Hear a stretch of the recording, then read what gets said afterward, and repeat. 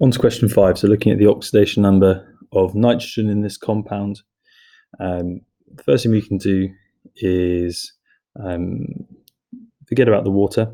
Okay, it's a neutral, so we'll have no real, don't need to consider that when we're worrying about oxidation number. So we're having a look at this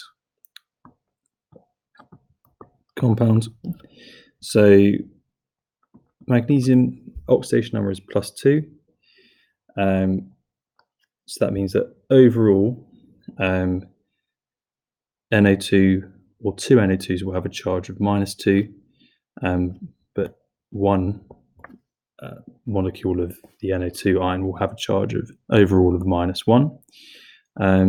Therefore, we know that oxygen has an oxidation number of -2. Times that by 2 to get -4. So that means that the nitrogen will have an oxidation number of +3. Which reaction is a redox reaction? What's quite useful in these scenarios is to identify a reaction where you've got a certain element in a compound, which is then becoming an element or by itself.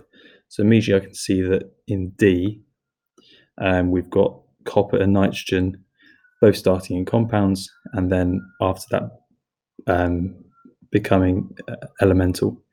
So we can already identify that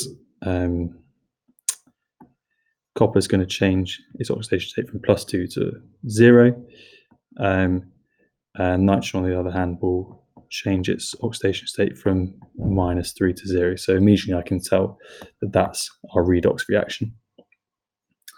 On to 7. So we need to find a set of elements which contain all 3 of these types of structure. Immediately we can eliminate B and C because neither of those groups contains a metal. We can eliminate D because there's no compounds in there, no elements in there with a giant covalent structure. So the correct answer is A. On to question 8.